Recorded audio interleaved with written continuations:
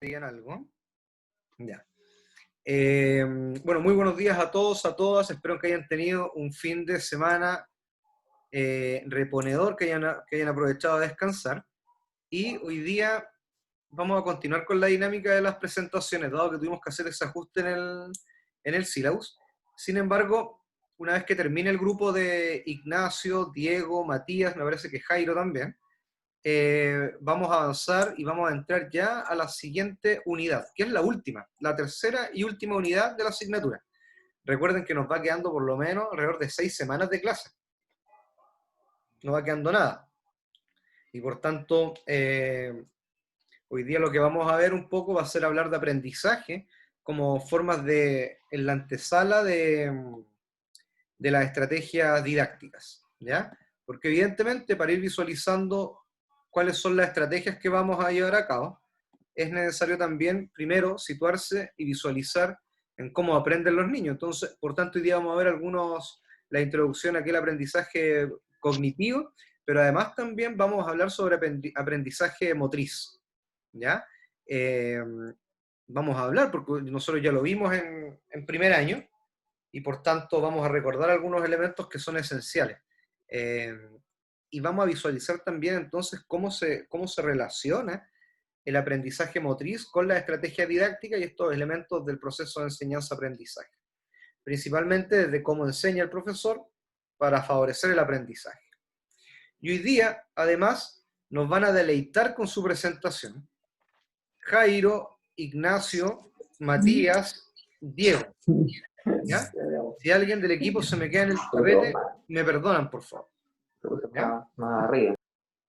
Y quisiera señalar también que ya está revisado, vayan viendo el Excel que está en el aula, porque está actualizado, yo diría que al 95%, con respecto a las calificaciones. Al menos todos los trabajos del aula ya están revisados. Es importante también que vean y que se coordinen con sus compañeros y compañeras porque la retroalimentación no les llega a todos, sino que les llega única y exclusivamente a quien sube el trabajo en el aula. Y por tanto, abajo de la rúbrica, que está inserta también en el aula, van a poder revisar, los comentarios de retroalimentación. ¿Ya? Así que eso principalmente, y revisen el Excel que están las calificaciones del póster, que las vamos subiendo al instante, y de los diseños de clase, y ya les va dando un poco una situación, un panorama de su rendimiento académico a la fecha. Recuerden que además también, tal como les señalaba a un grupo de compañeros la semana pasada, estas son las últimas evaluaciones que ustedes deben hacer durante el proceso de clase. Luego vienen 3 evaluaciones, pero que se van a comenzar a realizar a partir del 4 de diciembre. Y por tanto, lo que nos convoca ahora es solamente avanzar en discutir aquellos elementos de las estrategias didácticas, incluido el aprendizaje cooperativo. ¿Ya? Rosita, ¿algo que señalar? ¿Sofía? No, solamente estaba viendo el calendario, que recuerden que la semana del 2 no hay clases, La 2 de semana del noviembre, 2. y ya queda poquito. Eso, la semana del 2 de noviembre no hay clases, no hay No sé evaluación. si es como alentador, como que sí. Sí, porque después van quedando 3 semanas de clase nomás, pues, así que Eh, no queda nada, chiquillos, no se rindan. ¿Listo? sí. Eso. ¿Sofía? No, es que estaba arreglando el techo de mi vecino, entonces como que estoy entre el ruido del techo y mejor voy a estar en silencio y si hay algo Perfecto. muy importante voy a avisar. Eso. Perfecto. Tatín, tatán. Ya, Ignacio, ¿resolvió la duda? Sí, Diego Noé la va a compartir. Diego Noé es el hombre. ¿Listo, Diego? ¿Tiene para compartir? Gente, ¿Cómo está Chiquillo, Diego? Profe, lo que bien sí, aquí. antes de, me voy a justificar yo tuve el error, que no encuentro el archivo que yo le envié a usted porque teníamos alguna falta de ortografía entonces vamos a compartir uno que tiene falta de ortografía, pero el original es el que tiene usted, pero no lo encuentro en mi archivo. Si Así quiere se lo que envío yo. bueno, igual puede ser. ¿Ya? Rellene por mientras. acuérdense que yo les llevo el tiempo y tienen 15 minutos, pero yo les aviso a los 12, los interrumpo. Ya. No hemos encontrado Yo sistema también de no. alarma, Rosita. Pero eso es bueno. Como que asusta. ¿Escuchan? El resto cuente algo po, mientras Sí se rellenamos. escuchaba un poco, Sofi. ¿Qué hicieron el fin de semana? Cuenten algo, chiquillos. Yo fui a la Karaoke, playa, karaoke, fui a jugar profe. vóley playa. ¿Karaoke? Karaoke dicen por ahí. Oiga, no me miren a huevo si yo soy campeón regional de karaoke. No. Una vez gané un karaoke con mucha personalidad. Ya, vamos a ver acá. Ahí estoy buscando. Totín, totán. Me imagino que Diego subió el póster, ¿cierto? No, lo subió Briones. Briones, perfecto. Que no quería siempre darle la... Ya, Diego, le voy a mandar a usted el póster. Ya, profe, estoy atento. Diego Noé. Dígame su correo, Diego, no lo tengo registrado acá. Díctame su correo, Diego, Diego. Diego9galvez@gmail.com. Diego Un Noé. correo bastante ingenioso. Me gustan los correos simples. ¿Pariente del profesor Jorge? No, ¿No? parece muy lejano, quizás. Mi mamá fue compañera del profe Jorge. Ah, ya, mira, ¿eh? De veras que su mamá es Ay, profesora quizás se del conoce profesor. con mi mamá. ¿Cómo se llama tu mamá? ¿O compañera de la escuela o del colegio? De la escuela. ¡Oh, my God! Luz Mariela se llama. Voy a Ya, preguntar. listo, se fue, ¿eh? Ahí está el correo, Diego. Ya, Ah, profe, pero está reviso bueno este póster. enseguida. Ya, Ahí profesores. tuvimos varias correcciones y deben haber varios archivos, no sabemos al final, o sea, el que le mandamos era al final, pero el Briones debe tener como 20 pósters. Sí, este es un póster de 2 páginas, así que Sí, sí, y me cuando lo imagino que descargo debe del ser... Canva sale póster 1, 2, 3 y así. Y justo al otro le cambié el nombre y no lo encuentro. Ya, No encontré. profesores, cuando quieran. Ahí recién me llegó el correo, profe. Eso. Correo del profesor Juan Gabriel Hurtado. Ese mismo.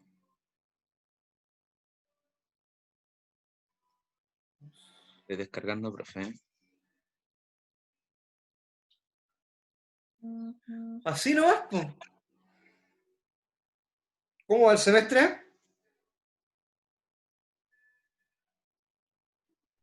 Bien. Oye, que están Aguantando, tímidos o están tomando aguantando. desayuno. No, profe. Ya tomé, ya tomé. No, si estamos despiertos de tempranito. Ya. Ya, profe, ahora sí. Me está palanqueando Andrea, Palanqueando. Profe, ¿ese es su nombre artístico? Juan Gabriel. Artístico. Con ese me presento en los karaoke. ¿Qué se rió Con así? Matías, parece. Y también mi nombre académico. Sí, he tenido, me trajo ciertos conflictos en la infancia el nombre, pero ya lo superé. Así que a Andrea le pediría que no vuelva a ¿Se ve recordar la sus viejos pantalla, feudos. profe? ¿Cómo? ¿Se ve la pantalla? Se ve. Sí, pero yo le daría un poquito más de aumento porque... Sí. Era Por favor. para que viera como se viera el total y de ahí vamos como por parte y vamos avanzando según vaya la presentación. Listo, me parece. Chiquillos, ustedes parten nomás y yo les tomo el tiempo cuando empiecen. Ya, súper.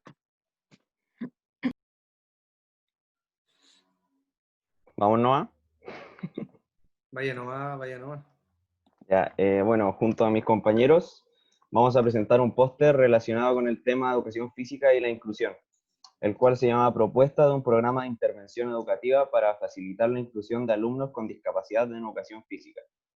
Mis compañeros son Rodrigo Briones, Diego Noé, Diego Cereceda, Matías Núñez, Jairo Galvez y quien les habla, Ignacio Encina. Bueno, a modo de introducción, ya toda esta problemática nace desde la falta de conocimiento acerca del alumnado, y bueno, y quizás también podemos hablar de la población en general, acerca de la discapacidad. ¿Ya? Todas estas actitudes, ojo ahí con la palabra actitudes, porque es lo que más aborda el tema, de los niños y de sus compañeros con discapacidad, ya podría ser quizás un obstáculo o un posibilitador de mejorar esta relación que existe o conocimiento. ¿Ya? Todas estas actitudes suelen llevar a una posible exclusión de las actividades por parte de los niños con discapacidad, ya que al tener quizás capacidades distintas o simplemente algo distinto a la gente como habitual, por así decirlo, normal, ya va quizás a tener un grado de lejanía, ya, y no vamos a tener ese acercamiento entre los alumnos que sea simplemente por desconocimiento. ¿Ya? Bueno, después, todos estos impedimentos que permiten la relación y la inclusión de todo el alumnado va a verse afectado completamente el aula de clases, ¿ya? Y por eso se proponen actividades de sensibilización sobre la discapacidad. ¿Ya? ¿A qué se refiere con sensibilización? La palabra de sensibilidad viene a dar cuenta de todo lo que uno debería conocer o quizás de ponerse en otro lugar, saber cómo se siente la otra persona. Entonces, a eso aboca principalmente toda esta intervención o propuesta pedagógica.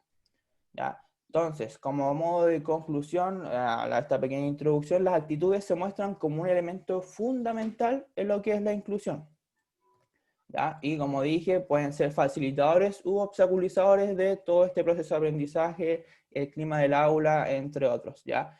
Todo programa de intervención o propuesta pedagógica se basa siempre en dos teorías. ¿Ya? Tenemos la teoría del comportamiento planificado por Behavior, ¿ya? Y después tenemos la teoría del contacto por Alport, ¿ya? Voy a explicar brevemente, para no alargarme tanto, ambas. ¿Ya? Primero, la teoría del comportamiento planificado se basa en que todo comportamiento actitudinal tiene relación con las creencias, ya producto de las experiencias previas que vivió ese sujeto. ¿Ya? Entonces, todo lo que él hace se va a basar en lo que él aprendió o experimentó durante su acontecer del día a día o su experiencia a lo largo de la vida.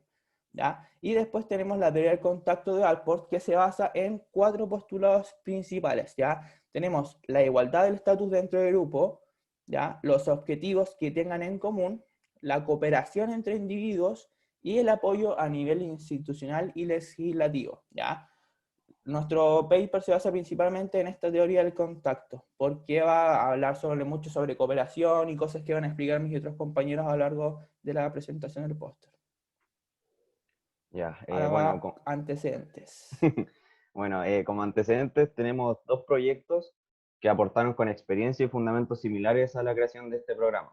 En primer lugar se encuentra el primer campus inclusivo de baloncesto, la cual fue una actividad realizada en el 2009, donde participaron diferentes jóvenes con discapacidad y sin discapacidad menores de 18 años, los cuales realizaron actividades específicas de baloncesto en silla de ruedas, como también actividades adaptadas para que puedan realizarlas todos.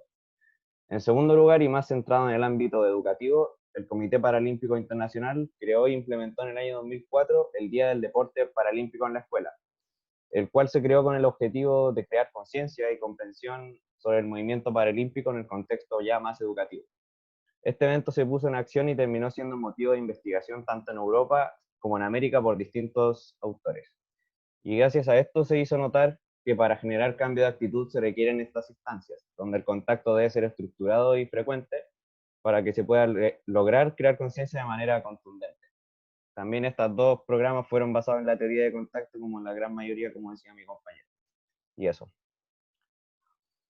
Bueno, el programa tiene como objetivos promover la práctica deportiva inclusiva en los centros educativos, poner en conocimiento los diferentes deportes paralímpicos mediante una metodología inclusiva y dar a conocer sobre la situación de las personas con discapacidad en la práctica deportiva. Bueno, en el programa participaron alumnos de secundaria y bachillerato con discapacidad o sin discapacidad, además de los profesores de educación física. Mencionar que una de las claves importantes del programa es la participación de los profesores de educación física, ya que cumplen un papel fundamental implementando las unidades didácticas dentro del aula. Bueno, las unidades didácticas se dividen en 3 ciclos. El primer ciclo es para los alumnos de primero y segundo de la ESO. El segundo ciclo es para tercero y cuarto de la ESO. Y el último ciclo es para primero de bachillerato. Y en cada uno de los ciclos hay distintos deportes paralímpicos. Cada unidad didáctica tiene su propia estructura en relación con el currículo. para ese ciclo, e incluye una serie de secciones básicas como son los objetivos propios de la unidad didáctica, contenidos, metodología, recursos y evaluación. Además, cada unidad didáctica cuenta con una ficha técnica para el profesor, la cual esta trae información del deporte, un poco de reglamento y la relación con el movimiento paralímpico. Una ficha técnica para el alumno, la cual tiene lo mismo que la del profesor, pero en esta se añade una actividad de sopa de letras en relación con el deporte. Y por último, cada unidad didáctica cuenta con material deportivo adaptado para que el profesor cubra las necesidades de la práctica diaria y así pueda tener un desarrollo óptimo de la clase. Ya en cuanto a las fases de implementación, son 5. La fase 0, que es la selección de material educativo y audiovisual, es donde se elige el material didáctico a implementar y el desarrollo de las sesiones. Luego tenemos la fase 1, que es el contacto con el centro educativo. Aquí se presenta el proyecto a los 15 establecimientos seleccionados y se espera la confirmación de estos mismos. Luego tenemos la fase 2, que es una jornada informativa y de coordinación con el centro. Aquí la finalidad es coordinar la implementación del programa en cada centro, concretar el calendario de implementación y también recoger sugerencias del centro. En cuanto a la fase 3, es una charla coloquial con los deportistas.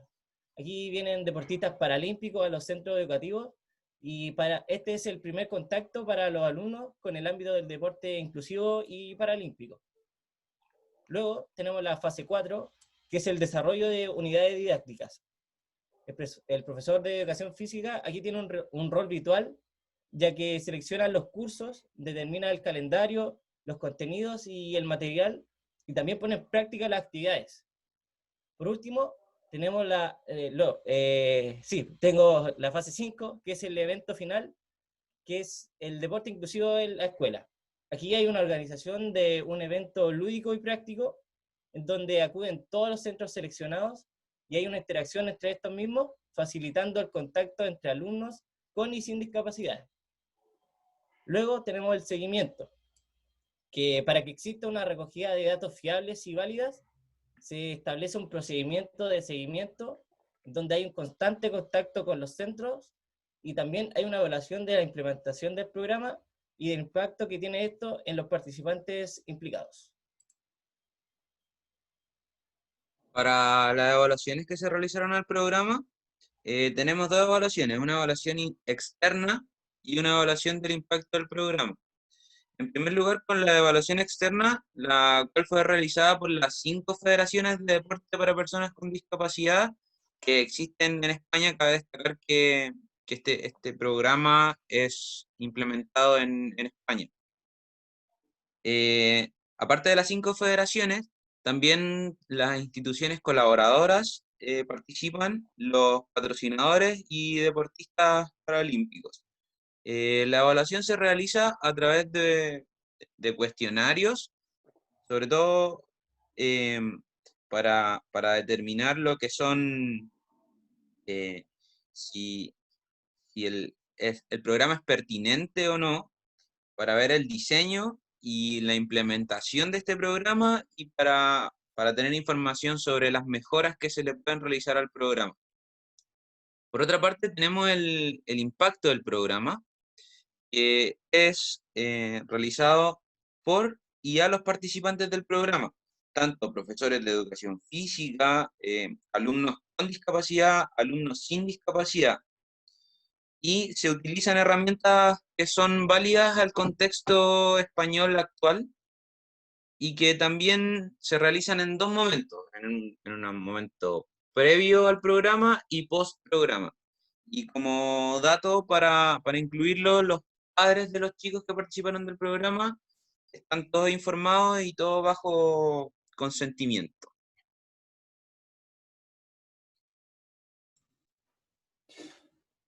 Bueno, entonces, a raíz de todas estas evaluaciones, el programa demuestra ser una herramienta para facilitar la inclusión. Si bien se menciona que en el impacto del programa, como bien dijo mi compañero Diego, que se tiene ya el contexto español, en la conclusión se destaca que también hay que ser conscientes de que cada centro educativo es distinto, por lo tanto, también el impacto va a ser diferente. Además, se menciona que lo ideal es contar con material adaptado, Sin embargo, a raíz de los mismos contextos que tendrán cada centro educativo, de no tenerse se pueden hacer modificaciones o utilizar material que se adapte según las situaciones de cada realidad y de cada alumno, pero estas siempre tienen que estar apegadas a los fundamentos teóricos y metodológicos. Con esta línea de trabajo se espera generar una estructura sólida para así facilitar la participación de otros centros educativos, de otros cursos y que de forma coordinada formen parte del programa. Los autores plantean que siendo conscientes de las dificultades que tiene la aplicación de este programa, se puede avanzar hacia resultados positivos.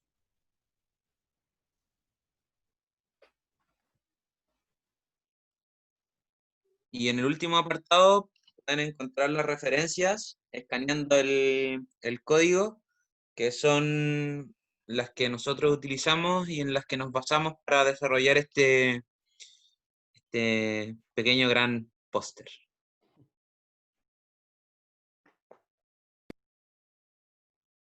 Justo le iba a avisar los 12 minutos. ¿Terminaron? Sí, calculamos. Perfecto. Perfecto. Deje de compartir nomás, por favor, Diego, para empezar la fase 2. Ya, perfecto. Fase 2. De transición. ¿Ya? Rosita, Sofía, ¿tienen preguntas? Hola, Diego, tanto tiempo. Ahí sí da gusto verlo, pues, chiquillos. No me había dado cuenta que tenía la cámara apagada. No, bueno, pues el único que tenía la cámara encendida era Ignacio. Pero ahí estamos encendidos. Ahí sí, pues ya uno va olvidando sus caras. Diego Cereceda, ¿cómo está? ¿Cómo está, profesor? Tanto tiempo. Tanto tiempo, bueno. Ya, ahora sí, pues le estamos dando otro aire a la presentación. Ya. Rosita, Sofía, ¿tienen preguntas o parto yo? Sí, parto usted y yo voy. Ya, chiquillos, ¿cuál es la diferencia entre deporte adaptado y deporte paralímpico?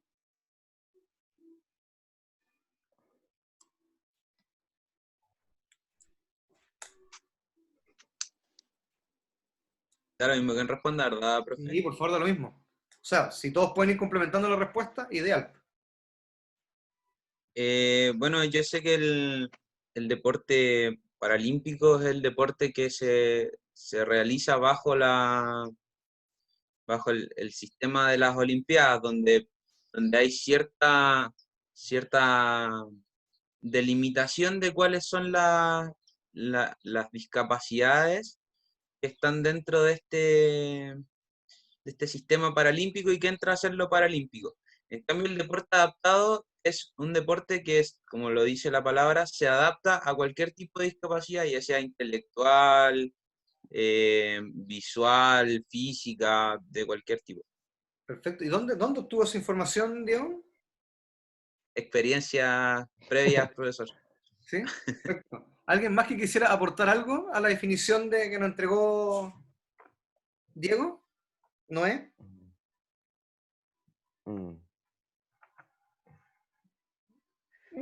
Yo no, En profesor. uno de los puntos de las evaluaciones del paper, de ahí me di cuenta que era un solo paper, pero estaba replicado 4 veces, a medida que lo iba revisando.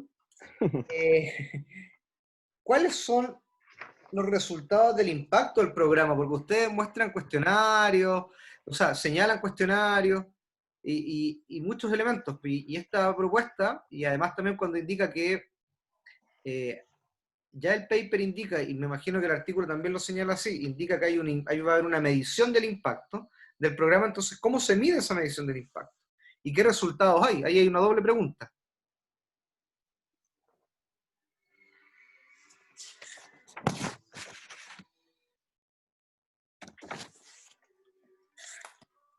¿Lo tenía el paper o no? Como para ser justo. Por lo que yo recuerdo, el paper en ningún momento explicitaba los resultados de estas mediciones. Solo decía que iba a hacer las mediciones. Por eso también es una propuesta de programa y no es que el programa fuera aplicado, pero todavía no están como los resultados que dio este programa.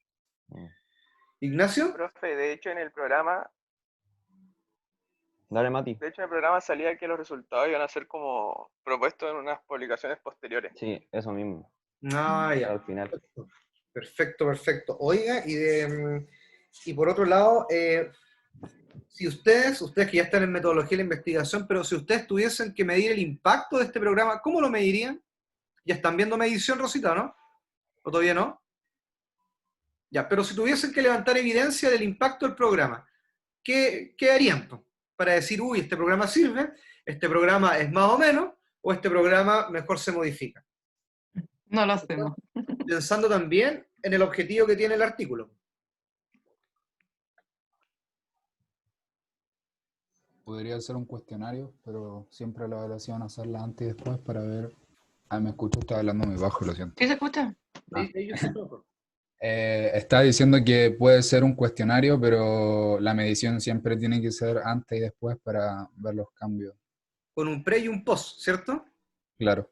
Y bueno, igual se podría hacer uno durante, ¿Ya? quizá para ver la percepción del programa de, no sé, de los intervenidos, así como de los que están interviniendo.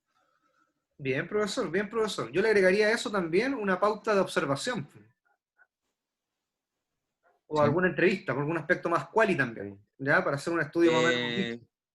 Eso era lo que decía en verdad dentro de la evaluación del programa, que hacían una evaluación tanto de entidades externas como dentro del mismo programa a través de la percepción de los profesores, de los estudiantes con y sin discapacidad, y como nombraban la parte externa de las 5 federaciones, de deportistas con discapacidad, y ahí uno puede estimar respecto a los resultados de esas evaluaciones la pertinencia del programa, y también sirve para identificar mejoras y todo ese tipo de cosas que se pueden hacer. Oiga, Diego, y a propósito de eso, ¿el artículo señala cómo se seleccionaron los centros? ¿Cuáles fueron los criterios de inclusión de los centros? Me parece que no, el artículo no aborda ese tema. Ya.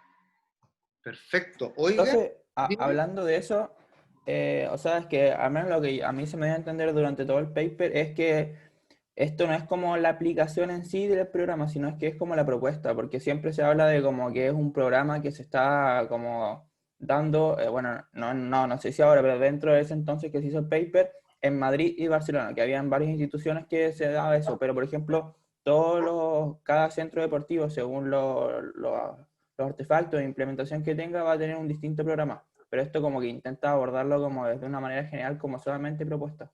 Entonces ahí yo creo que igual hay hartas como decadencias en cuanto a resultados, ante cómo evaluar, porque yo creo que todo así se va a ir adecuando según cada criterio y cada contexto de cada establecimiento educacional. Sí, yo lo preguntaba porque me imagino que el centro, por lo que ustedes señalan y muestran ahí, en el póster, no necesariamente, o sea, tiene que tener al menos una condición de que existan personas en situación de discapacidad y personas que no están en situación de discapacidad, ¿cierto? ¿O me equivoco? ¿Señalaba algo así distinto con respecto a quienes fueron parte de la intervención? O sea, como público asistente, sí o sí era una necesidad que haya alumnos con discapacidad y sin discapacidad, pero no lo mete como criterio de exclusión o inclusión para participar de. Ah, ya, perfecto, me queda más claro. Oiga, ¿y cómo se... Ustedes muestran ahí unas fases de implementación, etcétera. Voy a reducir nuevamente la pantalla para ver el póster acá.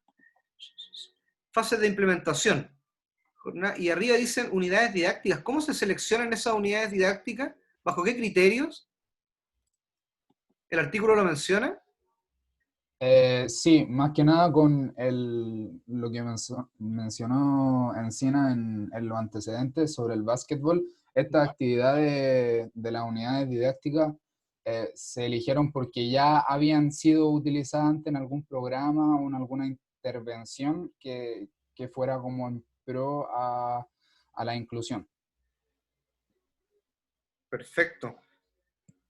Tengo un par de preguntas, pero Rosita, Sofía, Ya. ¿estás seleccionando? Sí.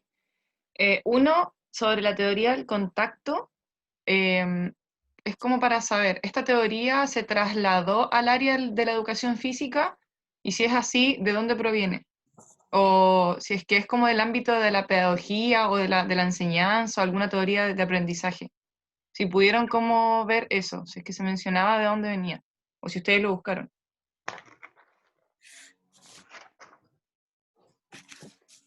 Al menos yo, que bueno, no era parte de la introducción, que si bien no se Ujú. abordaba mucho la definición ni tal, solamente hablaba sobre los 4 postulados, no averigué si estaba como relacionado con el ámbito pedagógico en sí, pero Ya. obviamente está así determinado con todo lo que es como prosocial, por así decirlo, de todo lo que es relación social, prejuicio y cosas así. Entonces, yo creo que aunque no esté ligado con la pedagogía, literalmente hay un proceso de socialización dentro que provoca la exclusión o la inclusión de alumnos, entonces yo creo que igual pasa a ser parte importante de todo lo que es el contacto estrecho y directo que se da entre el alumnado dentro del aula de clase. Así que Ya. la verdad por eso no me percaté, de hecho, si es que se incluía dentro de la pedagogía, porque al menos yo sí lo incluiría, no Claro como que sí, algo sí o sí netamente se hizo pedagógico, como pero sí el... aplicable, sí, po. Claro. Ya, eso lo otro, tengo 3 preguntas, esta es la segunda. La evaluación externa que se hizo, que estuvo a cargo de las federaciones, ¿esa se hacía antes de la aplicación? Como para verla, porque decía que se veía como si era pertinente o no, ¿no es cierto? ¿Se daban a entender si es que se hacía antes de aplicarla y si es que se hizo? Mira, dentro de la evaluación, en el único apartado que se da a entender que se hizo antes y después de la evaluación es en el tema de la evaluación del impacto, que es la Claro. parte interna a los profesores de educación física, a los estudiantes con discapacidad y los estudiantes sin discapacidad. Por parte de la evaluación externa solo se menciona lo de los cuestionarios y qué medían estos cuestionarios. Sí, porque ahí tenía mis dudas, porque pensé que las federaciones como que se metían antes para decir así como ya, está todo ok, y denle. Pero bueno, lo otro, que solamente para saber si es que presentaban esta ficha, porque era como el artículo es proponer una intervención. ¿Se adjunta la ficha que decía que se le entregaba a los profes y a los alumnos? ¿O no? ¿No? Ay, No. fome. No, solo el artículo. La verdad es que a nosotros nos llamó la atención el artículo porque por lo menos acá en Chile el tema del deporte inclusivo y del deporte adaptado no es muy eh, reconocido, y nos llamó la atención que en España existieran o estuviesen proponiendo estos programas que son súper necesarios para el tema del deporte inclusivo sobre todo, y para también lo que es la inclusión a nivel país y nivel educativo y todo eso. Sí, sería interesante verlo porque la ficha debiese estar el tema del desarrollo como de las actitudes que mencionaron que eran tan importantes al principio. Solamente como para saber si es que eso se demostraba en las fichas técnicas. Eso. Antes que cerrar esa pregunta, que al menos a mí, bueno, yo nunca tuve la posibilidad de practicar algún deporte paralímpico, deporte adaptado u otros, ya, y yo creo que, bueno, no sé allá cómo sean los colegios en verdad, pero yo desconozco que aquí en Punta Arenas al menos se incluye algún tipo de, incluso de intervención, propuesta o algo relacionado con aquello. De hecho, yo nunca tuve un compañero con algún tipo de discapacidad, ni silla de ruedas, ni no vidente o cualquier otro. Entonces, para mí, de verdad es algo nuevo todo esto de la inclusión porque nunca fui partícipe. Entonces, como dijera aquí, mi contacto directo con alguien de ellos me hace desconocer y quizás también actuar de mala manera quizás al momento de... Obviamente yo creo que no, pero nunca he tenido la relación. Y lo que me parecía interesante es que dentro de las conclusiones o propuestas, ya dentro de todo se hablaba de como que a la larga quizás, después de aplicar esto en varios recintos deportivos, sería como incluir dentro de la malla curricular, ya quizás todos estos deportes, ya porque si se fijan ponían como, no sé, por ejemplo, voleibol, después rugby adaptado, todos estos deportes, como en todo el proceso educativo del bachillerato y de la enseñanza media, que no, en verdad no sé, no me acuerdo cómo se llamaba, pero aquí es enseñanza media. Entonces igual sería bueno tener como esa posibilidad como dentro de la malla curricular, o sea, perdón, estoy traumado con la universidad, dentro del currículum. Entonces yo creo que eso sería bueno porque al menos a mí me hubiese gustado vivir la experiencia de participar de un deporte adaptado paralímpico. Gracias. Yo tengo una pregunta y para cualquiera, ojalá todos puedan brevemente dar su opinión, que como no están los resultados de esta implementación de la propuesta, ¿cuál es su proyección de los resultados de esta propuesta? Y considerando como dos líneas. Una, si esta propuesta fuese implementada en algún establecimiento donde no existen estudiantes con alguna discapacidad y en otros que sí hay estudiantes con discapacidad. ¿Cuáles serían los posibles resultados que ustedes creen a partir de lo que conocen del desarrollo de actitudes y todo eso?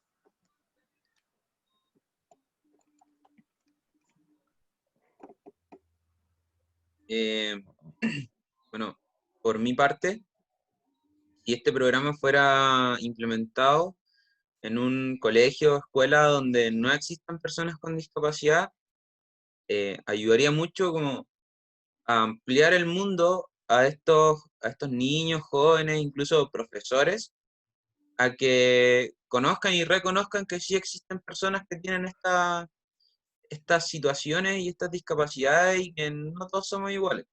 Y en el tema de que sí existan alumnos con discapacidad, poner a la par a los compañeros respecto a estas personas en situación de discapacidad, que se den cuenta que si hacemos pequeñas modificaciones, todos podemos participar, ya sea tanto de la clase de educación física o del deporte que sea.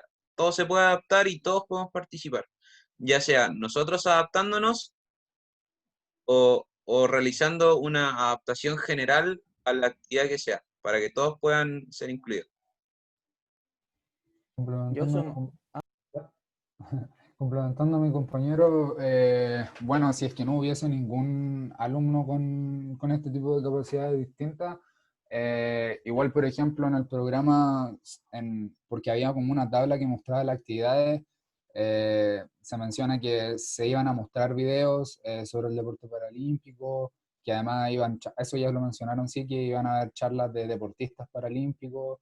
Entonces, eso igual creo que es bueno para tener como ese contacto, si bien no es como directo, pero hay como un acercamiento, porque quizás, obviamente, el resultado va a ser, o el impacto va a ser distinto, dado que si yo tengo un compañero que tiene algún tipo de discapacidad, ya voy a estar como un poco acostumbrado a eso, o ya voy a tener la experiencia de compartir con él de la manera que sea. En cambio, si no, quizás puede que cueste un poco más o que sea más el asombro cuando por primera vez se comparte con nuestros compañeros que tienen estas capacidades distintas. Tengo otra duda. Muy cortita. ¿De qué año era el artículo? ¿Se acuerdan? ¿O salía por ahí? Como para buscar 2015, ¿no? los resultados. Así es que ya los publicaron. Es de 2015. Sí. Ah, bueno. Ya, eso. Yo tengo otra pregunta a partir de lo que plantea Sofía. Es, en la introducción me parece, Ignacio señalaba algo sobre las actitudes, ¿cierto? Pero ¿qué actitudes se deben tener para el desarrollo, para trabajar en estos contextos o interactuar con personas en situación de discapacidad? ¿Cuál creen ustedes que es una actitud que efectivamente uno debe desarrollar? Al menos yo, bueno, como me tocó ese tema, igual me puse a pensar, no lo especifica dentro de ahí, pero bueno, perdón, aquí voy a hablar sobre un compañero que yo siempre tuve, como yo les dije, nunca tuve la oportunidad, y cuando fuimos a una experiencia de AMCN, a mí me tocó ir con Alan, ¿ya? Y había una parte que había que cruzar como encima de un tronco por un río, ¿ya? Y como que él, una de sus deficiencias es que le cuesta mucho equilibrarse debido a que como que tiene más cargado un peso, por así decirlo, hacia un lado. Entonces, como que todos pasaban y él sigue quedando atrás, siendo que nosotros íbamos uno de los primeros. Ya, entonces yo me quedé esperando con él porque estábamos justo conversando de algo, en verdad yo a mi ignorancia no me di cuenta que él no cruzaba porque algo pasaba. Sí, yo sabía lo que le tenía, pero no sabía que eso le imposibilitaba pasar. Entonces ya me quedé hasta el final. Y de repente caché que como que ya estaba medio incómodo, pues yo como que le ofrecí mi ayuda, si quería que lo ayude, y él como que en verdad dijo, no, si yo puedo hacerlo tranquilo, solamente quería que nadie me esté mirando por si me caigo, porque a mí me da lo mismo caerme, yo voy a pasar igual. pero no quiero que nadie me ayude. Entonces yo creo que bueno, por una parte obviamente hay que mostrar empatía, yo creo que la empatía es lo más importante, pero quizás esa empatía a veces recae en mirar en menos a la otra persona con discapacidad, porque quizás, no sé, no tiene un brazo, no puede hacer esto, o no tiene una pierna, no puede hacer esto, no ve, no puede hacer esto. Yo creo que pueden hacer lo mismo que todos nosotros, yo creo que hay que partir por ahí, y quizás sí tener un poco de empatía, porque hay veces que en verdad no pueden, pero ponerse en el lugar del otro yo creo que pasa a ser parte principal de la inclusión, y yo creo que por eso mismo las actitudes se basan, como decía la teoría del contacto, en la experiencia previa. Entonces, si uno nunca se va a poner, o nunca pensó como alguien con persona con discapacidad, nunca va a poder ponerse en el lugar del otro y nunca va a poder ayudarlo tampoco. Así yo creo que la empatía para mí es la base de toda inclusión, para mí. Perfecto, dio en el clavo y efectivamente para el desarrollo bueno, primero, una de las actitudes que son fundamentales para la labor docente es la empatía, primero que todo, partiendo de esa base, ¿ya? Y por otro lado, específicamente con respecto a las personas en situación de discapacidad, efectivamente, creo que la experiencia que usted vivió es un tremendo aprendizaje y nuevamente se refleja la importancia de ser empático, que ser empático se desarrolla, se va desarrollando en el tiempo, ¿ya? Eso uno. Y el otro tema que usted también indica, que a mí me parece súper interesante, es que ya desde el ámbito de la didáctica surge un concepto que son las adecuaciones curriculares, ¿ya? Y por tanto, y está toda esta lógica del DUA, del famoso diseño universal para el aprendizaje, y esas adecuaciones curriculares lo que hace más bien es no disminuir la dificultad del objetivo, sino que graduar y modificar otros elementos curriculares para que logren de igual manera el objetivo de aprendizaje que se va a trazar, ¿ya? Y por tanto se van haciendo ciertas adaptaciones. El DUA yo no lo he desarrollado mucho, pero entiendo que tiene principios, tiene 4 principios de desarrollo. Y por tanto en ese contexto se van haciendo también estas adecuaciones. Evidentemente, Ignacio, Diego, bueno, todos los que expusieron, evidentemente el tema de la discapacidad, del deporte adaptado, del deporte paralímpico, es un gran tema, toda vez que en Chile todavía estamos en pañales en esa situación. Piensen ustedes que hace un par de años el Comité Paralímpico chileno se empezó a, entre comillas, profesionalizar con estos gestores de deporte paralímpico.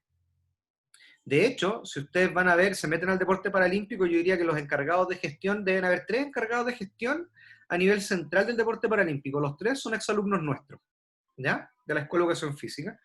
Y por tanto, pero claro, llevan trabajando 2, 3 años. Se los puedo nombrar, seguramente más de alguno los conoce. Creo que está el Lucas Valenzuela por un lado. En otro lado está el Alan, ya me voy a acordar del nombre. Lo tengo ahí en las redes sociales, más rato lo voy a buscar.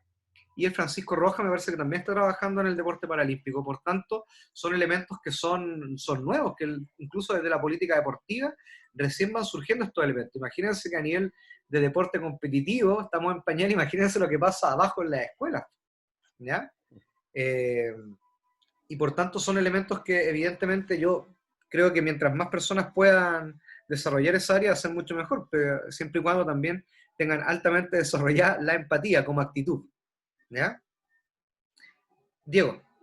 Profe, lo que pasa es que, bueno, como para agregarle un poquito a ese tema, yo hace un par de años viví una experiencia súper cercana con el deporte, bueno, era más deporte adaptado que deporte paralímpico, que estuve participando con Olimpiadas Especiales Chile. Y fui a competir a un mundial de tenis adaptado, o sea, en verdad era unificado, a República Dominicana. ¿Ya? Y pude como evidenciar la enorme diferencia que hay entre los distintos países respecto al tema de la inclusión. O sea, teníamos países desde Alemania hasta, no sé, los hondureños que me contaban que jugaban en una cancha de tierra que pintaban en el suelo, ¿no? Y ponían lo que fuera de malla para entrenar, y los alemanes que tenían unos centros pero extraordinarios. No sé, yo quedé impactado, la verdad, desde mi ignorancia, al ver, por ejemplo, el nivel de inglés que tenían las personas con discapacidad de Alemania. O sea, yo pude entablar una conversación completamente normal, en inglés y en alemán, porque no les entendía nada, con un chico que tenía cierto grado de discapacidad y se expresaba muy bien. Y los chicos, por lo menos lo que yo comparé con los alemanes, me tuve como harta cercanía con ellos, eran eran personas que se podían desarrollar de forma completamente autónoma y en la normalidad, y se marcaba mucho la diferencia, por ejemplo, con los países centroamericanos, que, no sé, los de Nicaragua justo en ese momento estaban pasando por una crisis política grande, y el profesor que los acompañaba me decía, yo antes en mi escuela tenía 200 niños, ahora tengo 5, porque no sé, han tenido atentados en los buses, y todos esos impedimentos grandes que nos llevan a, a no poder tener este nivel de inclusión, el mismo apoyo que se le da al deporte inclusivo, o sea, por parte de la Federación de Tenis de Chile. Cuando nosotros nos fuimos, el presidente de la federación fue y nos dijo, ¿saben qué, chiquillos? No tenemos plata, pero estamos aquí presentes. Así como, porque en verdad, bueno, en el tenis igual tengo algo de manejo de información, pero la Federación de Tenis nunca ha puesto plata para nada, se han llevado todos los bolsillos. Pero eso ya es otro tema. Así No creo que sea que, solo la de tenis. así que como que, por lo menos a mí la inclusión es un tema que me llama mucho y que me gusta, aparte de esta experiencia como importante que viví en mi vida gracias a todo esto de la inclusión. Eso. Sí, ahí yo, bueno, con esto voy a cerrar un poquito el tema, que creo que es sumamente importante y no solamente contextualizarlo al contexto colegio desde el deporte adaptado, que en definitiva hay un gran nicho ahí, pero a nivel adultos, personas que nunca han practicado deporte de alto rendimiento, desde el deporte paralímpico, cuando se encuentran en una situación como esa, muchas veces ven el deporte como una vía de desarrollo también. Yo tengo un caso cercano, me acordé a propósito de Ignacio, que somos coterráneos, con Ignacio somos ambos de Punta Arenas. Yo tengo un compañero en la enseñanza básica que tenía funcionalidad ni un atado, practicó judo en su adolescencia y todo el tema, y después, por azares del destino, sufrió un accidente automovilístico. Bueno, el tema es que sufrió una amputación de una de las extremidades inferiores, desde la rodilla, quedó con el muñón justo en la articulación de la rodilla, un poco más arriba en el cuádriceps, evidentemente, y hoy día lo veo en las redes sociales y el tipo nada, hace triatlón, hace atletismo paralímpico, lo vi en un video de promoción del deporte paralímpico haciendo esquí en Alemania. O sea, el tipo ha explorado una cantidad y una variedad de deportes a partir de la discapacidad, que es importante, y ahí uno se da cuenta y dice, chuta, quienes lo ayudan a entrenar no son tampoco especialistas en el área, sino que son entrenadores del deporte convencional, que de una u otra manera han ido bajando el conocimiento del deporte paralímpico, pero el deporte paralímpico tiene otro nivel de desarrollo, de partida por los niveles de clasificaciones funcionales. Ustedes saben que bueno, Diego a lo mejor debe tener la experiencia también, pero en cualquier disciplina del deporte paralímpico hacen sistemas de clasificación funcional, por tanto, quienes tienen una amputación, no todos tienen compiten en una misma categoría. Por ejemplo, en el atletismo para ciegos, ¿cierto? Se dividen también por nivel de funcionalidad de la visión. Y eso implica conocer el nivel de clasificación funcional, se llama, ¿ya? Y por tanto es un mundo, pero así... Bueno, hay otro exalumno, Exal Carrillo, me parece que el apellido es del Exal, que él es hoy día el preparador físico, podríamos llamarlo de una manera, de esta lanzadora de balas que ganó un mundial de atletismo paralímpico el año pasado, hace un par de años. ¿Ya? Ahí también tienen experiencia, pero claro, lamentablemente, tal como dice Ignacio, la formación inicial queda al debe y son en el perfeccionamiento donde van llegando hasta otros espacios. ¿Ya? Así que eso. Chiquillos, muchas gracias por iluminarnos el día de hoy. Yo hoy día solamente, y luego nos quedamos un ratito para dar los comentarios finales, tengo algo que conversar con ustedes, pero muy interesante el tema y principalmente se evidencia también un poco el conocimiento del artículo, cómo lo fueron desarrollando, porque fue una muy buena, una presentación muy buena bajo mi perspectiva. ¿Ya? Así que luego nos quedamos un ratito. Y hoy día solamente lo que voy a señalar acá va a estar vinculado a estos chiquillos, y vamos a hablar sobre aprendizaje. Y voy a dejar solamente la introducción con respecto al aprendizaje, porque quisiera preguntarle a ustedes, bueno, ¿qué entienden por aprendizaje? y vamos a hablar de aprendizaje antes de continuar con el tema, porque para proponer un estilo, una estrategia, perdón, didáctica, tengo que saber cómo aprende el sujeto y en qué condiciones va a aprender para generar estas estrategias didácticas. Y por tanto, temas que vamos a ver hoy día, o al menos en la introducción, son estrategias didácticas, aprendizaje, y luego vamos a tener distintas vertientes de aprendizaje, desde aspectos que son más cognitivos hasta aspectos que son más motrices. No se vaya, Diego. Y por otro lado también, y por tanto lo que vamos a ver hoy día es, en definitiva, cómo aprende el sujeto. Cómo aprendemos nosotros los seres humanos. ¿Ya? Algunas pistas iniciales. Y el objetivo, más allá de la clase hoy día, de lo que vamos a ir viendo en la presentación, está vinculado a, bueno, reflexionar un poco a aquellas estrategias didácticas que ustedes fueron vivenciando, y en la medida en que vayamos viendo un mapa, viendo cuáles de estas fueron siguiendo aplicadas por sus profesores en el contexto escolar. Luego, además, también ver y analizar algunas características de la estrategia, y vamos a partir con la instrucción directa antes de hacer todos estos elementos de introducción. Y vamos también a analizar, Dios mediante, vamos a analizar aquellas características de este tipo de estrategias. Vamos a presentar incluso una clasificación de estrategias didácticas, que creo que ha facilitado un poco ordenar todos estos elementos. Pero antes, vamos a ver qué son las estrategias didácticas, cómo se definen. Ese es el autor, ojo, feo, ya para que ustedes no piensen que es una broma, pero ese es el nombre del autor, el apellido, perdón. Y este autor lo que nos indica es que las estrategias didácticas, en definitiva, engloban todos estos tipos de procedimientos que hemos visto, que hemos ido conversando, como métodos, técnicas, y incluso algunos proponen que las estrategias se visualizan en las actividades o tareas de enseñanza, y eso es verdad, porque para proponer una tarea, evidentemente uno declara formas de proceder, y por tanto, estas estrategias didácticas, de una u otra manera, van estableciendo cómo el docente y cómo los estudiantes van interactuando para favorecer el aprendizaje. De una u otra manera, también lo que nos dice el doctor es que estas estrategias didácticas se van adecuando y se van adaptando a las necesidades de los estudiantes, con un objetivo primordial, que es que aprenda de manera profunda y significativa. Y ahí ya tenemos otras dos definiciones de aprendizaje. Un aprendizaje que es profundo y aprendizaje significativo, que también lo vamos a ir viendo un poco en adelante. ¿Y por qué hablamos de aprendizaje profundo y aprendizaje significativo? Aprendizaje profundo principalmente visualizando que la política pública chilena mide o evalúa a los profesores del sistema educativo en función de cómo logran y alcanzan un aprendizaje profundo, ¿ya? Y esa definición creo que es importante hoy día visualizarla.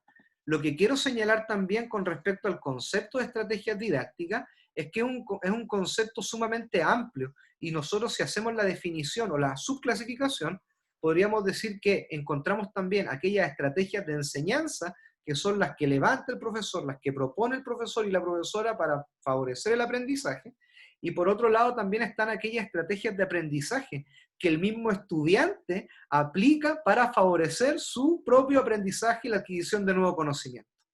Y las estrategias didácticas se sitúan durante todo este trayecto formativo, durante todo este proceso de enseñanza-aprendizaje. E insisto, es el conjunto de procedimientos, técnicas, métodos. Y cuando hablamos de este primer grupo de estrategias que vamos a visualizar como la instrucción directa, inmediatamente hacemos la asociación y decimos, sí, pero el tipo de instrucción, es decir, la forma con la cual el profesor comunica la enseñanza, ya sea de manera en la parte inicial o comunica los resultados, es parte de la técnica, ¿cierto? Y por tanto, claro, siendo la técnica, se componen como parte de este grupo de estrategias didácticas. Por otro lado también, acá es importante que vayan visualizando aquellos elementos de los estilos de enseñanza, para no confundirse. Y ya vimos, y ya vieron ustedes en la primera parte, en la didáctica 1, que las estrategias didácticas no es lo mismo que un estilo, las estrategias pedagógicas no son los mismos que los estilos, y métodos no es lo mismo que un estilo. Pero sin embargo, en los estilos de enseñanza, en su anatomía, se van a dar cuenta que existen estrategias que son particulares, estrategias didácticas que son particulares y características de un estilo, ¿ya? Y muchas veces nos vamos a encontrar con que una misma estrategia puede ser denominada o es muy característica y muy cercana a la definición misma de un estilo. ¿ya? Y por tanto, aquellos elementos hoy día vamos a tratar de, hoy día y en el transcurso de las unidades siguientes, los vamos a tratar de visibilizar y un poco también ir aclarando con respecto al tema conceptual. Ahora, la siguiente pregunta es, y dejo abierto el micrófono, bueno, ¿qué es el aprendizaje? Para ustedes, ¿qué es aprender? Independiente que recurran a aspectos teóricos, ¿qué es aprender? Matías menciona en el chat y dice, es como adquiero conocimientos, valores y actitudes mediante la enseñanza o experiencias previas. Es como adquiero conocimiento mediante las actitudes y experiencias previas. ¿Ya? Perfecto. ¿Qué otra idea tienen de aprendizaje? Gracias, Matías. Que se mantenga en el tiempo también. O sea, que sea estable. Muy bien, profesora Antonia. ¿Qué otra característica debe tener para que nosotros digamos, uy, aprendí? En definitiva, definitivamente, aprendí. ¿Cuándo ustedes verifican que efectivamente aprendieron? Mediante una evaluación del aprendizaje. Ya, pero claro, pero ahí estamos situándonos en la medición de lo que se va a verificar que adquirió o no adquirió. Corroborar. Claro. También Pero cuando usted uno dice, lo puede cuando uno lo puede como expresar con sus palabras y tras como llevarlo de quizás como un área a otras áreas de la vida. Transferir. Hacer transferencia, ¿cierto? Hacer transferencia a otro tipo de aprendizaje. Ignacio, me quiero quedar con su idea, ¿cierto? Cuando se evalúa, cuando se verifica mediante una escala, ¿cierto? O la verificación o la asignación de un numeral, como en la medición, y luego se califica, uno podría comprobar cierto aprendizaje. Pero no necesariamente una buena calificación va a traer consigo el aprendizaje, ¿ya? Y por tanto, quiero señalar que una buena calificación no siempre, o una medición alta, no necesariamente es sinónimo de aprendizaje, ¿ya? ¿Qué otra idea más de los elementos que han mencionado sus compañeros podrían adosarle al aprendizaye? En el chat. Lo que María Paz, cuando uno lo aplica ya en la vida como cotidiana. Perfecto, ya. ¿Qué es perfecto la idea de María Paz? ¿Qué es el chat, Rosita? El bicho dice hacer propio el conocimiento. La Monse, cuando lo desarrollo e identifico, signo interrogación. Y la María Paz, cuando puedo aplicarlo. Lo que decía. Perfecto, perfecto. No me quedó claro la pregunta de Montserrat, si fue afirmación o pregunta. Era como que yo creo que era lo que ella pensaba, pero la tiró ahí. Perfecto, ya. Vamos a dejar un poco la definición de aprendizaje ahí, y acá este mapita, chiquillo, va a ser importante para entender cómo aprendemos, ¿ya? Pero cómo propiciamos nosotros el aprendizaje a partir de lo que enseñamos. Esa es la idea. Y nos vamos, este mapa es muy bonito, yo tenía un mapa también muy feo, lo puso borroso. Muy feo, pero este mapa creo que va a ser mucho más clarificador. Y nosotros vamos a dividir, profesores y profesoras, las estrategias didácticas que promueven el aprendizaje en distintas categorías. Las hemos agrupado así. Y acá nuevamente se van a dar cuenta, un poco lo que señalaba, que hay estrategias didácticas que apuntan a la resolución de problemas, descubrimiento guiado y la creatividad, porque hay procedimientos y métodos particulares de ese estilo que hace que también sean estrategias. Vamos a visualizar estrategias en función de la conducción de la clase, pero la conducción de la clase va a estar vinculada al tipo de instrucción, es decir, va con un mando directo e indirecto, y ahí también van a haber formas de proceder, por tanto constituye también una estrategia pensándolo, sí, o visualizándolo desde la técnica de la enseñanza, ¿ya?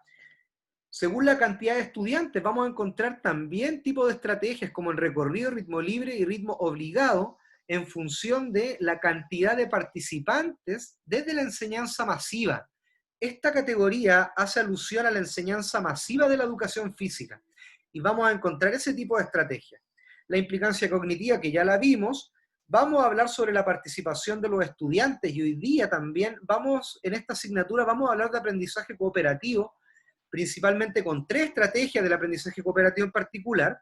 Vamos a hablar de las estrategias en la práctica, es decir, cómo enseñar un movimiento o una habilidad en función de la dificultad de la misma, y ahí encontramos estrategias analíticas, sintéticas o globales, o analítico-sintéticas, y ahí vamos a encontrar 2 vertientes, ¿ya?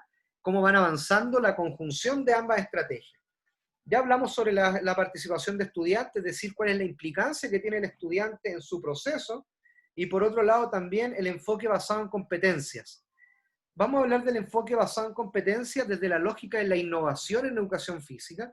¿Cuáles son aquellas estrategias que están en esta lógica? Y ahí la idea es alcanzar a hablar sobre aprendizaje basado en problema, aprendizaje por proyectos, métodos de caso, aprendizaje y servicio, ¿ya? Si nos damos cuenta en esta última escala del recorrido que vamos a realizar y que muestra el mapa, vamos a visualizar que, en definitiva, este último grupo está muy en la lógica de la adquisición de una competencia, ¿ya? Y donde le da mucho mayor protagonismo al estudiante, pero además también del aprendizaje que puede tener el estudiante en su contexto y a partir de su contexto y con el contexto, ¿ya? Y acá vamos a ver algunas definiciones sobre aprendizaje, y acá van a ver algunas ideas también. Y por tanto, cuando ustedes señalaban, claro, aprender es integrar nuevos conocimientos en la lógica del contenido, efectivamente, a medida que vamos integrando nuevos contenidos, se van modificando las estructuras y por tanto el aprendizaje va aumentando. Y el aprendizaje va a depender de algunos elementos que vamos a ver a continuación. Y por tanto también, cuando hablamos de aprendizaje, es que cuando visualizamos que hay un aprendizaje, vamos a visualizar que hay un cambio en la conducta también. Y por tanto, cuando Antonia decía, uy, es estable y es permanente, efectivamente, el aprendizaje hace que la conducta sea relativamente estable y permanente, ¿ya? Y por tanto, vamos a hablar acá que nuevamente dice la adquisición de conocimientos o habilidades. ¿Qué quiere decir esto? Que desde esta lógica, el aprendizaje no solamente está basado en cuánto contenido voy aprendiendo, sino que también además en función de qué tipo de habilidades voy aprendiendo. Desde nuestra área, nosotros vamos aprendiendo procedimientos y habilidades. Y por tanto, desde esa lógica, el aprendizaje tiene una arista mucho más amplia hoy en día con respecto a lo que se puede aprender. Y en definitiva, en ese sentido también, cuando hablamos de que va a ser mucho más estable, es porque voy integrando muchos más elementos que van haciendo esta posibilidad de transferencia que me permite articular conocimientos, habilidades e incluso actitudes. Cuando tengo esa conjunción de elementos, el aprendizaje es mucho más transferible, aplicable, y por tanto el aprendizaje está mucho más consolidado, ¿ya? Eso vamos a ver como introducción el día de hoy. Y ya la próxima semana vamos a entrar de lleno a hablar sobre definiciones de aprendizaje profundo, significativo y tipos de aprendizaje, y vamos a hacer el foco en algunos elementos del aprendizaje motriz y tipos de aprendizaje y clasificaciones de aprendizaje más en la lógica cognitiva, ¿ya? Lo vamos a dejar hasta acá para quedarme con el grupo expositor de hoy día, y ya el próximo jueves continuamos con el desarrollo de esta segunda unidad. De esta tercera y última unidad, perdón. ¿Ya?